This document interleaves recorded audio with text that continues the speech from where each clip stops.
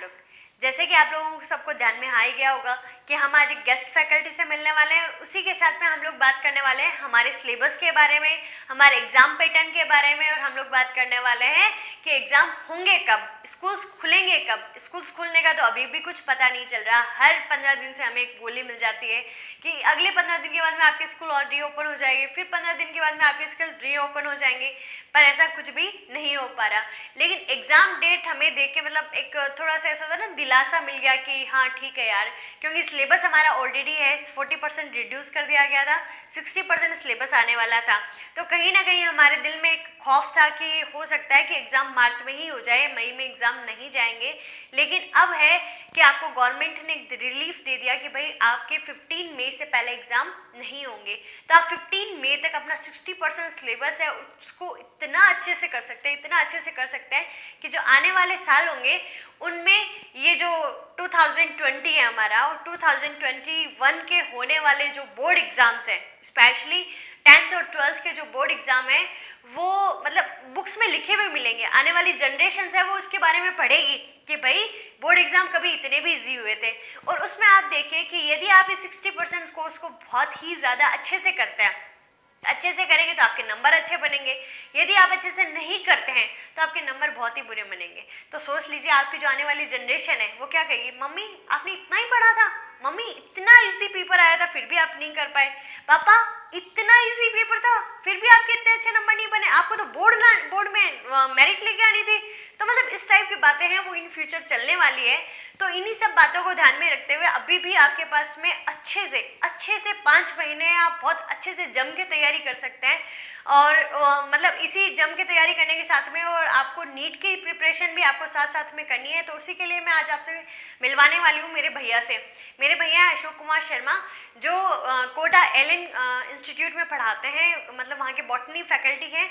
तो मैं उनसे आपको मिलवाने वाली हूँ। 2 दिन से वही मेरे साथ में है, जो मतलब थोड़ा सा ऐसे है कि मतलब वीडियो के कारण मैं वीडियोस नहीं बना पा रही, बिजी शेड्यूल चल रहा है मेरा भी। और उसी के साथ में हम जो एग्ज़ाम पैटर्न की बात कर रहे थे, तो एग्ज़ाम पैटर्न में जो बताया गया कि 60% सिलेबस आएगा, 14 चैप्टर आपके हटा दिए गए हैं। आपका ये सिलेबस जैसे ही कंप्लीट होगा तो मैं वो जो 14 चैप्टर है वो और करवा दूंगी, ताकि आपको नीट में ही हेल्पफुल रहे वो। उसी के साथ में आपकी जो स्कूल्स हैं वो स्कूल्स मतलब वीक में एक दिन के लिए खोली जाएगी, उसी एक दिन में आपको प्रैक्टिकल भी करवाया जाएगा। हो सकता है आपके प्रैक्टिकल एग्ज़ाम है वो जो एनुअल एग्ज़ाम है उसके बाद में हो। तो ये सारी बातें थोड़ी सी आपको ध्यान में रखनी है। उसी के साथ में आपको ध्यान में रखना है कि मार्किंग में किसी टाइप की कोई बदलाव नहीं है, ठीक है। मार्किंग वही रहेगी, वही सारी यूनिट्स की मार्किंग है, हम लोगों ने पहले ही देख चुके।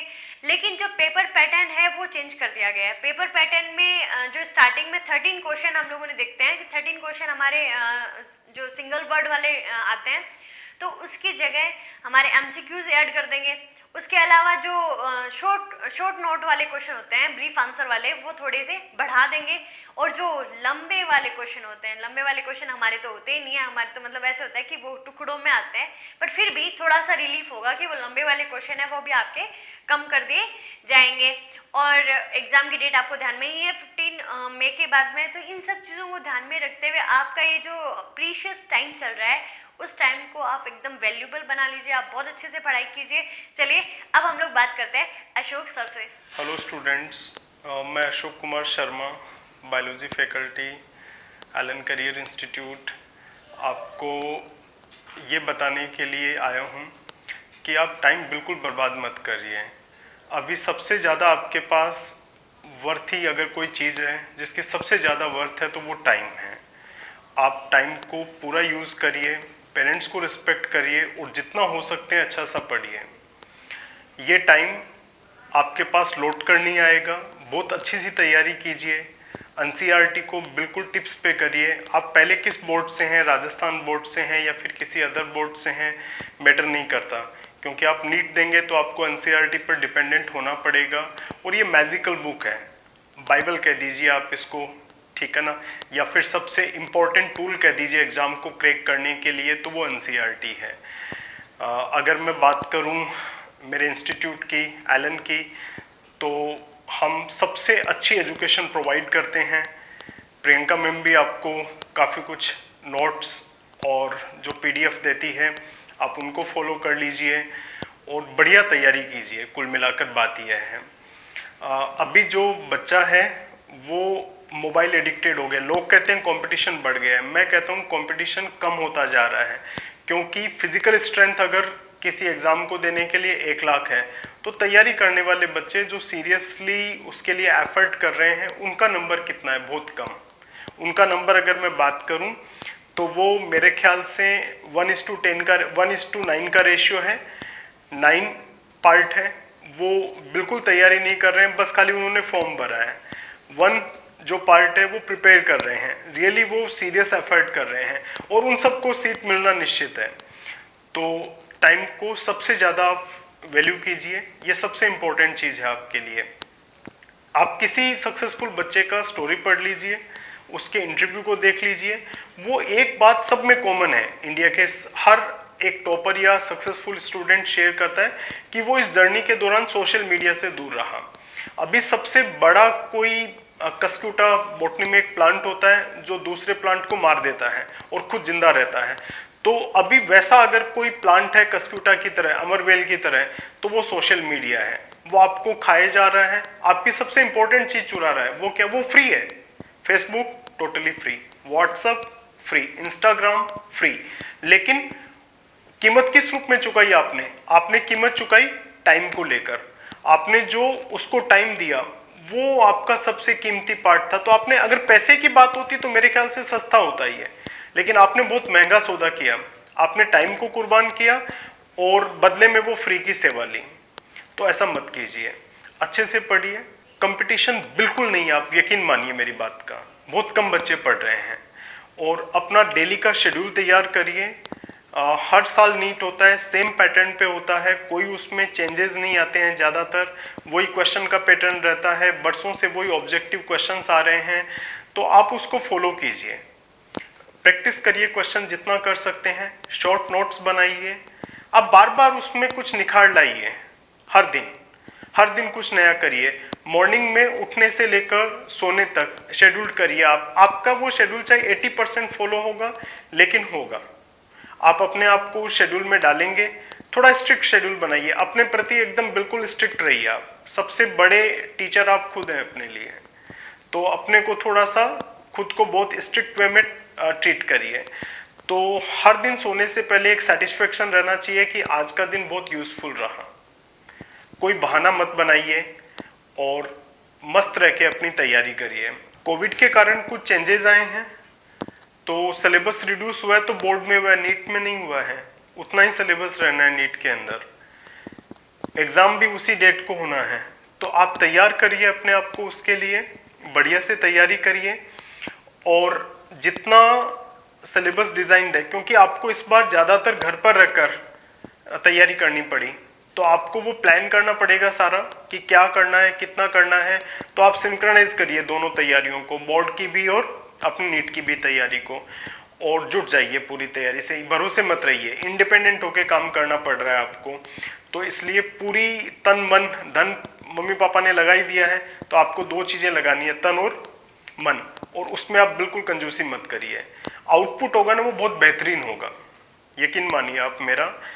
आपको कभी लगेगा लाइफ में कि इतना तो मैंने इनपुट ही नहीं दिया था जितना इस स्टडी का आउटपुट मिल रहा है। ये बड़ा फलदार वृक्ष है बेटे। एक बार थोड़े टाइम के लिए इसको पानी देना होता है, वाटरिंग करनी होती है, लेकिन बाद में फिर ये पेरेनियल ट्री की तरह है, आपको हर साल फल मिलेगा और पानी भी नहीं देना पड़ेगा इसको, वाटरिंग भी नहीं करनी पड़ेगी, मैन्योरिंग भी नहीं करनी पड़ेगी। वन टाइम इन्वेस्टमेंट है और लाइफ टाइम आउटपुट आएगा, लाइफ टाइम गेन होगा। टीचर्स का रिस्पेक्ट करिए, सबसे इंपॉर्टेंट चीज़ है। वो आपके बिल्डर हैं, वो आपको बना रहे हैं। अगर कोई आपको बिल्ड कर रहा है तो मेरे ख्याल से 2 ही पिलर हैं जो आपको बिल्ड करते हैं, आपके कारीगर हैं, वो आपको बना रहे हैं, पेरेंट्स और टीचर्स। बाकी तीसरी चीज़ बिल्कुल आपके लिए वैल्यू नहीं रखती है। फ्रेंड्स एक टेम्परेरी एसेट है।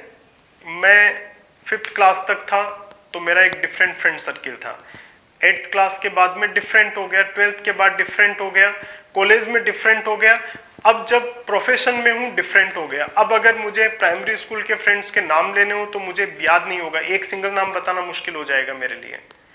स्कूल के कोई गिने चुने याद रहते हैं, फाइन। तो इसलिए ये एक टेम्परेरी एसेट है, ये लाइफ में चेंज होता जाएगा, इस पे ज़्यादा फोकस मत करिए आप। पेरेंट्स कांस्टेंट रहेंगे, आपको ताउम्र नाम याद रहेगा उनको, मरते दम तक भी आपको अगर पूछा जाएगा मम्मी पापा का नाम क्या है आप बता दोगे। टीचर्स ने जिन्होंने पढ़ाया उनके भी नाम याद रहते हैं, वो लिमिटेड है, वो आपके लाइफ टाइम मेंटर टाइप के हैं दोनों ही, पेरेंट्स और टीचर्स। तो उनकी बात मानिए, फॉलो करिए उनको और मस्त रहकर पढ़ाई करिए। अभी न वैक्सीन आई है और न कोरोना गया है, तो कोविड के लिए आप सेफ्टी रखिए, फैमिली की भी और अपनी भी। मास्क पहनिए जो एडवर्टाइज हो रहा है, सैनिटाइजेशन रखिए, हाइजीन रखिए पूरी तरह से, और भीड़ भाड़ वाली जगह में बिल्कुल मत जाइए। आप तो कमरे में बंद रहकर पढ़ाई करिए खूब सारी। बात वही आ जाती है बार बार कि आप अपने आप को टाइम दीजिए और पढ़ाई करिए और हेल्दी रहिए। All the very best. आप कोटा आएंगे तो मैं आपको ज़रूर मिलूंगा, वहाँ आकर आपको कोई हेल्प चाहिए, एलन के बारे में कोई जानकारी चाहिए तो आप मुझसे मिलिएगा और मस्त रहकर तैयारी कीजिएगा। Thank you very much. तो बच्चों कैसा लगा भैया से मिलके? ये कोटा में ही रहते हैं, तो आपको किसी भी टाइप की कोई जानकारी है एलन से रिलेटेड या इनसे मिलना है, गाइडेंस चाहिए आपको, तो ये आपको इजीली अवेलेबल करवा सकते हैं। मेरे कॉन्टैक्ट नंबर आपके पास में है ही, और इन भैया के कॉन्टैक्ट नंबर चाहिए तो आप मेरे को कमेंट कर सकते हैं, मैं इनके कॉन्टैक्ट नंबर आपको अवेलेबल करवा दूंगी। आपको आगे किसी भी टाइप की कोई प्रॉब्लम नहीं होने वाली, और आप अपनी तैयारी है वो अच्छे से करते रहिए। हो सकता है कि मैं कल आपको वीडियो है रिकॉर्ड कर दूँ, अभी थोड़ा सा बिजी शेड्यूल होने के कारण मैं कान पकड़ के आपसे माफ़ी मांगती हूँ, ठीक है। तो आप अपना जो रिवीजन है, क्योंकि जो आपका रिवीजन करना है वो मस्ट होता है, यदि आप रिवीजन ढंग से नहीं कर रहे हैं तो सारा जो मेरा पढ़ाया हुआ और आपका पढ़ा हुआ वो सारा का सारा मट्टी है, ठीक है। तो आप लोग अच्छे से अपना रिवीजन है वो स्टार्ट रखिए, थोड़ा सा 2 दिन के लिए टाइम दे दीजिए। मैं वीडियोस है वो रेगुलर करूँगी जल्दी से जल्दी, और मतलब जैसे कि आपको भैया ने कहा कि आप टाइम बिल्कुल किल मत कीजिए, उसी टाइप से मतलब जो आपका शेड्यूल है उसमें मैं भी पूरा पार्टिसिपेट करने की कोशिश करूँगी कि भाई आपने टाइम टेबल बना रखा है कि मेरे को इस टाइम मैडम का वीडियो देखना है, मेरे को वीडियो से जो नोट्स है वो बनाने पढ़ना है, तो मैं भी रेगुलर रहने की कोशिश करूँगी। आपको ज़्यादा से ज़्यादा क्वेश्चन पेपर है वो प्रोवाइड करवाने की कोशिश करूँगी। मैंने भैया से 2 दिन से यही डिस्कस कर रही हूँ कि भाई आप मेरे को क्वेश्चन पेपर्स प्रोवाइड करवाओ, आप लोगों को मॉड्यूल्स प्रोवाइड करवाओ, या और भी जो चीज़ें हैं जो बच्चों के लिए हेल्पफुल हो सकती है वो सब चीज़ें आप मेरे को प्रोवाइड करवा सकते हैं। तो भैया मेरी हेल्प करेंगे तो मैं आप लोगों की भी हेल्प उतनी करूँगी। तो खुश रहिए, मुस्कुराते रहिए और घर पे सुरक्षित रहिए। Thank you.